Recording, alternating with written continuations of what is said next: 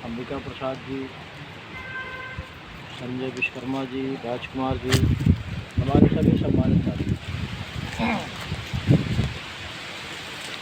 आप सभी को पता है कि हमारा ये संगठन ठगी पीड़ित जमाकर्ता परिवार, जिसके मुखिया आदरणीय मदन लाल आज़ाद जी हैं, और उन तमाम देश की चिटफंड कंपनियों का भुगतान कराने के लिए भारत सरकार के ही बनाए गए कानून वर्ड्स एक्ट 2019 के तहत ये आंदोलन चल रहा है, उसका आज 234वां दिन। 234वें दिन भी हम सभी लोग बराबर इस आंदोलन परिसर में उपस्थित हैं। हाँ, कहीं कम कहीं ज़्यादा ये संख्या का समस्या बना रहा, लेकिन आंदोलन हमारा बराबर चलता रहा। सबसे प्लस पॉइंट ये, और जिस तरह से संगठन का संकल्प था कि जब तक हमारा भुगतान नहीं हो जाएगा हम इस आंदोलन को समाप्त नहीं करेंगे, वो संकल्प आज हमारा बराबर 234वें दिन लगातार जारी है। अहम बिंदु ये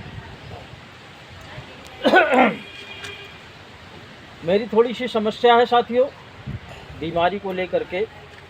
आज मुझे भी संगठन के आदेश का पालन करना चाहिए, संतवेश में आना चाहिए।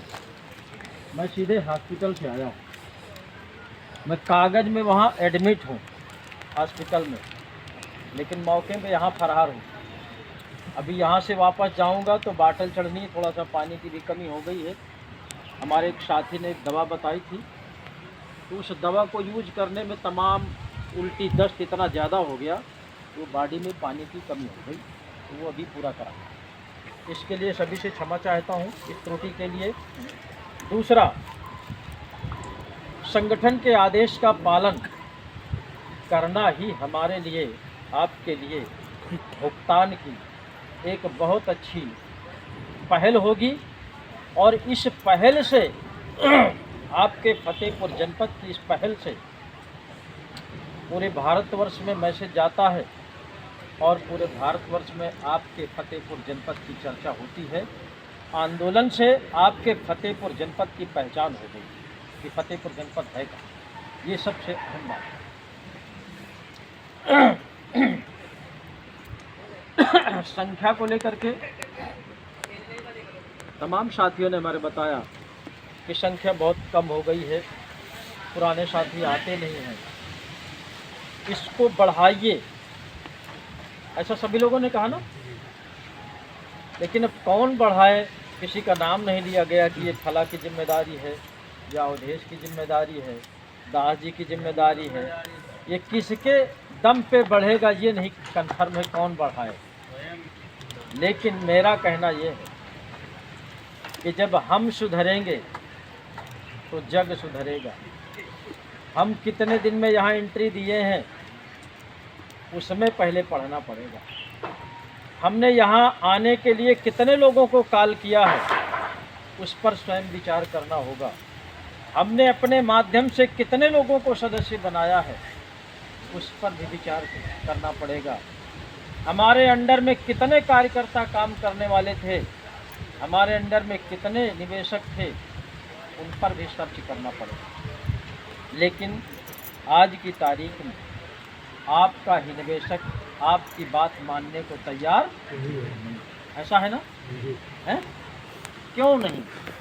आपका ही रिश्तेदार है, आपका ही परिवार का है, आपका ही मित्र है, आपका पड़ोसी है, आपका ही खास है वो, लेकिन आज आपकी बात वो मानने को तैयार नहीं है। कारण समय से पैसा न है, यही तो है ना। अब तमाम ऐसे हमारे साथी हैं कि बुलाना तो छोड़िए, उनको सूचना देने की हिम्मत नहीं है कि कहीं फ़ोन करेंगे तो वो तगादे न शुरू करें, ऐसा भी है। लेकिन हम अक्सर कहते हैं निवेशक को किसी दूसरे के माध्यम से हम सूचित कर सकते हैं, लेकिन जो आपके साथ काम करने वाला एजेंट है, जो बराबर का हिस्सेदार था कमाई का, उससे तो आप बराबर बात कर ही सकते हैं, तो नहीं कर सकते हैं? और फतेहपुर जनपद में एजेंटों की संख्या मैंने कई बार बताया है कि 2 लाख से ऊपर है। उन्हीं को अगर जगा दीजिए तो आपको किसी एक निवेशक को फ़ोन करने की आवश्यकता नहीं है, लेकिन ये नहीं हो रहा है। हाँ, कुछ लोग करते हैं। और हमारे एक साथी ने बताया कि जब से संगठन बना शुरू हुआ तो उतने ही लोग आते हैं और उनमें से तमाम एब्सेंट हो गए। कुछ साथियों में मायूसी भी है। 234 दिन का जब 30 में भाग देंगे तो मुझे लगता है 8 महीने से का ऊपर हो रहा है। 8वां चल रहा है, बस 30 तारीख से खत्म हो गया है। 30 तारीख से पूरे हो समथिंग 8 महीना हो गया है ना। तो लोग ऊब गए कि कहाँ तक जाएं यार, कुछ होता है नहीं, भुगतान नहीं शुरू होता, कैसे जाए। ये उनका कहना है। अगर भुगतान शुरू हो जाए तो यहाँ बैठने की किसी को ज़रूरत है, संघर्ष करने की आवश्यकता है, यहाँ धूप खाने की किसी को आवश्यकता है। और ये संघर्ष हो क्यों रहा है? जब तक भुगतान नहीं होगा। ये संगठन का संकल्प है। अभी तो 234 दिन हुआ है, सालों हो सकता है, 2 साल हो सकता है। बहुत से इतिहास में हम आपको नाम बता दें कि तमाम लोग इसी भारतवर्ष में ऐसे ऐसे महान पुरुष हैं जिनको आप शायद इतिहास में पढ़ा भी होगा कि वो लगातार अपने जीवन काल में पूरा का पूरा ज़्यादातर समय उनका केवल आंदोलन में ही चला गया। वो अपना सुख स्वयं का नहीं जानते और अपने सुख के लिए, अपने काम के लिए उन्होंने आंदोलन नहीं किया है। उस भावना को भी हमको आपको बदलना पड़ेगा। अभी हम आप अपनी चर्चा करते हैं, अपनी समस्या की बात करते हैं, अपनी समस्याओं में उलझे हुए हैं। इससे थोड़ा सा हटना पड़ेगा। कैसे? एक श्लोक शायद सभी लोगों ने पढ़ा होगा, जो लोग जूनियर तक पढ़े होंगे तो जरूर पढ़ा होगा। ये शाम न विद्या न तपो न दानम ज्ञानम न शीलम न गुणो न धर्म है, ते मर्त्य लोके भूभार भूता मनुष्य रूपेण मृगास चरन्ति, पिबन्ति नद्यः स्वमेव नाम्भः। पढ़ा है कि नहीं पढ़ा है? किस कक्षा में है? 6 या 7 में है ना? पिबन्ति नद्यः स्वयमेव नाम्भः। क्या है ये? नदी अपने लिए नहीं बहती, नदी अपना पानी स्वयं नहीं पीती है। वृक्ष कभी अपना फल खाता है? हरा भरा रह करके, फूल लग करके, फल लग करके किसको प्रदान करता है? हमको आपको प्रदान करता है। उसके बाद भी ईंट पत्थर खाता है। ईंट पत्थर खाने के बाद भी फल देना क्या बंद करता है? नदियों में तमाम गंदगी फैलाई जाती है, लाशें बहाई जाती हैं, उससे तमाम अनावश्यक पानी निकाला जाता है। क्या नदियां अपना काम बंद कर देती हैं? नहीं बंद करती ना। यानी परोपकार की भावना से ये सब काम हुए हैं, हमारे आपके साक्षात दर्शन हो रहे हैं। उसी तरह हमको आपको अपनी भावनाओं को बदलना पड़ेगा कि अपनी समस्या के लिए नहीं, ये देश की समस्या के लिए, ये भारतवर्ष को ठग मुक्त बेईमान रहित राष्ट्र राज्य के रूप में स्थापित करने के लिए हमको तन मन धन से लगना पड़ेगा। और निश्चित रूप से आपका ये इतिहास पूरे भारतवर्ष में बनने जा रहा है, इसको कोई नहीं रोक पाएगा।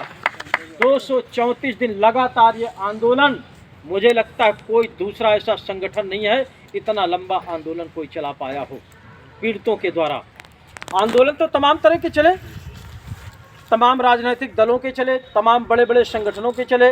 आपने सुना होगा किसानों का भी एक आंदोलन चला था जो सालों चला, लेकिन उसमें तमाम पशुधन थे, तमाम राजनीतिक दलों का संरक्षण प्राप्त था, तमाम उद्योगपतियों का संरक्षण प्राप्त था। वहाँ ढेरों गाड़ियाँ जाती थी राशन लेकर के, पानी लेकर के, पैसे की व्यवस्था, गाड़ी की व्यवस्था, तमाम तरह का वहाँ सहयोग होता था। तब सालों वो कृषि आंदोलन, किसान आंदोलन चला था। आपके लिए कोई एक बोतल पानी लेके आता है? बोलो, सरकार की तरफ से कोई मदद मिलती है? तमाम फतेहपुर जनपद में ढेर सारे संगठन चल रहे हैं। क्या किसान यूनियन फतेहपुर में नहीं है? क्या क्या उन किसानों का पैसा नहीं जमा है क्या? क्या उन मजदूरों का पैसा नहीं जमा है क्या? क्या उन संगठनों को पता नहीं है क्या? वो संगठन क्यों नहीं आते आपकी मदद करने?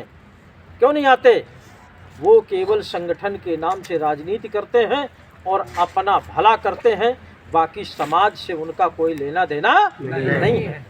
इस बात को मैं खुले मन से कहता हूँ। ये वीडियो बन रहा है, पड़ेगा, यूट्यूब में जाएगा, पूरे देश में नाचेगा। अगर उनको समाज से मतलब होता, किसानों की पीड़ा से मतलब होता, मजदूरों की पीड़ा से मतलब होता, तो ये भारतवर्ष में इतनी बड़ी पीड़ा मुझे लगता है कोई दूसरी नहीं है। अगर इसको गंभीरता से कोई पढ़े कि देश के लुटेरों ने देश की ही गरीब जनता को जो लूटने का काम किया है, मुझे लगता है इससे बड़ा पाप कोई नहीं कर सकता है। और उसमें बराबर की भागीदार ठग तो है ही हैं, लेकिन आपकी सरकार भी है बराबर की, क्योंकि सरकार के संरक्षण में इन ठगों ने ठगने का काम किया है। इस बात को आप लोग मानते हैं कि नहीं मानते?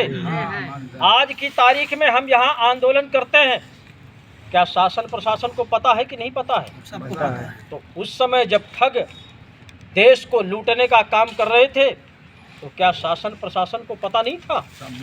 ये कंपनियां तमाम तरह की लुभावनी स्कीमें चला करके गरीबों का पैसा लूट रही हैं, सब पता था, आज भी पता है। अगर पता नहीं होता तो ये बर्ड्स एक्ट कानून जो बनाया है, क्यों बनाया है? इसमें भुगतान की व्यवस्था क्यों दिया है? ये तमाम क्वेश्चन खड़े होते हैं। और तो छोड़िए, आज भी भारत सरकार ये बंद पड़ी तमाम कंपनियों से बराबर टैक्स ले रही है। तमाम नई नई कंपनियों का रजिस्ट्रेशन दे करके फिर से जनता को लूटने का काम कर रही है, उनसे भी टैक्स ले रही है। तो सरकार में कौन सी ऐसी बात है जो संज्ञान में नहीं है? इसको साथियों, आपकी पीड़ा कोई सुनने वाला नहीं है, ना तो राजनीतिक दल सुनेगा। क्या विपक्षी नहीं है? क्या विपक्षी के लोग बैठे हैं लोकसभा में, विधानसभा में? क्या इस कानून की कोई चर्चा करता है? आपके भुगतान की कोई चर्चा करता है? नहीं करता है, क्योंकि सब ठगों के हितैषी हैं। और कोई ऐसा राजनीतिक दल नहीं है जहां पर ठग कंपनीज, क्रेडिट कोऑपरेटिव सोसाइटी के लोग वहां ना बैठे हों, बड़ा बड़ा चंदा राजनीतिक दलों को न देते हो। इसीलिए कोई भी राजनीतिक दल आपके भुगतान की बात नहीं करता। उन्हीं ठगों को तमाम राजनीतिक पार्टियां विधायक का टिकट, सांसद का टिकट देकर के उनको विधायक और सांसद बनाने का काम करते हैं। वर्तमान में जो सरकारें हैं, तमाम कंपनी के जो ठग हैं, मुखिया हैं कंपनियों के, आज उनके बगल में बैठते हैं, मंत्री हैं, सांसद हैं, विधायक हैं। तो कौन अपने विधायक और सांसद के खिलाफ कानूनी कार्रवाई करने को तैयार होगा? इसलिए इस लड़ाई को कोई दूसरा नहीं लड़ेगा। अगर लड़ेगा तो जो पीड़ित हैं वही लड़ेंगे और जीतेंगे। ये भारतवर्ष का इतिहास है कि जब जब पीड़ितों ने आंदोलन चलाया है, तब तब पीड़ितों की विजय हुई है, उसको कोई रोक नहीं सकता। इसलिए आप सबसे मेरा निवेदन है, आप सभी पीड़ित हैं। आप किसी भी पार्टी, किसी भी दल से बिलोंग करते हो, किसी भी जाति से बिलोंग करते हो, लेकिन पीड़ा सबकी अलग अलग है।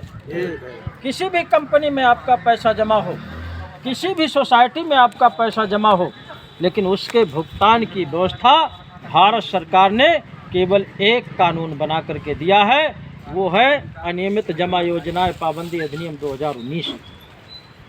चाहे आपका टोगो में जमा हो, PACL में जमा हो, सहारा में जमा हो, VACL में जमा हो, A to Z किसी भी कंपनी में जमा हो, उन सब के भुगतान की व्यवस्था बर्ड्स एक्ट 2019 है। और उसी कानून के तहत आपका जो भुगतान पटल खुला है कलेक्ट्रेट कार्यालय में, वो भी एक है कि अलग अलग है? एक है। हमारे जितने भी आवेदन हो रहे हैं वो केवल एक प्लेटफार्म पर हो रहे हैं, एक कानून के तहत हो रहे हैं। इसलिए हमको, आपको क्या करना पड़ेगा? एक मंच में आना पड़ेगा कि अलग अलग जाना पड़ेगा? एक मंच पे आना पड़ेगा। और इसकी अलग कोई दूसरा नहीं जगाएगा, इसका प्रचार प्रसार कोई दूसरा नहीं करेगा। हमको, आपको स्वयं मिल करके करना पड़ेगा। अगर आप लोग तैयार हों तो जिस तरह से हमारी संगठन के तमाम बड़े बड़े पदाधिकारियों से वार्ता हो रही है, राष्ट्रीय स्तर के पदाधिकारियों से वार्ता हो रही है, उनका कहना है कि मई के किसी 20 से 25 तारीख के बीच में एक बहुत बड़ा कार्यक्रम करके सरकारों को चेतावनी देने का काम करेंगे। और उस गदरिंग में यहाँ पर नहीं, जैसे पिछले दिनों में पटेल नगर चौराहा जाम करने का काम किया गया था, उसी तरह कोई न कोई कार्यालय का घेराव करके वहीं पर हम लोग बैठेंगे। यहाँ बैठने की आवश्यकता नहीं। लेकिन इसके लिए आप सबको लगना पड़ेगा, मेहनत करना पड़ेगा। प्रचार प्रसार की जिम्मेदारी किसी और पर नहीं, हर व्यक्ति को स्वयं लेना पड़ेगा कि मुझे भी 10 गांव में प्रचार प्रसार करना है। ये कोई मत सोचे कि ये संगठन के पदाधिकारियों का काम है या हम नहीं करेंगे तो क्या प्रचार नहीं हो जाएगा। जब ये भावना सबके मन में पैदा हो जाती है तो ये संख्या अपने आप कम हो जाती है। और जिस दिन सबके पास ये दिमाग आ जाए कि नहीं, मुझे स्वयं 10 गांव में प्रचार करना है, स्वयं 10 पीड़ितों को बताना है, उसी दिन आपका प्रांगण यहाँ पूरा भर जाता है। इसलिए 2 मिनट के लिए आप खड़े हो जाएं। आपके लिए जो नारा आप लोगों ने बनाया है अभी पूरी तरह से बात करने में सक्षम नहीं है, इसलिए इसको बोल दीजिए, नारा बोलो। बोलो भारत माता की जय, बोलो भारत माता की जय, भारत माता की जय। भुगतान करो या सत्ता छोड़ो, ठग मानो भारत छोड़ो, पैसा हमारा आपका नहीं ठगों के बाप का, पैसा हमारा आपका नहीं ठगों के बाप का, पैसा हमारा आपका नहीं ठगों के बाप का। ईंट से ईंट बजा देंगे, ठगों का राज मिटा देंगे, ईंट से ईंट बजा देंगे, ठगों का राज मिटा देंगे, ईंट से ईंट बजा देंगे, ठगों का राज मिटा देंगे। चाहे जो मजबूरी हो, चाहे जो मजबूरी हो, चाहे जो मजबूरी हो, जंग लड़ो बेईमानों से, जंग लड़ो बेईमानों से, जंग लड़ो बेईमानों से। हम अपना अधिकार मांगते हैं, नहीं किसी से भीख मांगते, हम अपना अधिकार मांगते हैं, नहीं किसी से भीख मांगते, हम अपना अधिकार मांगते हैं। नहीं किसी से भीख मांगते। भारत माता की जय, भारत माता की जय, भारत माता की जय। वंदे मातरम, वंदे मातरम, वंदे मातरम।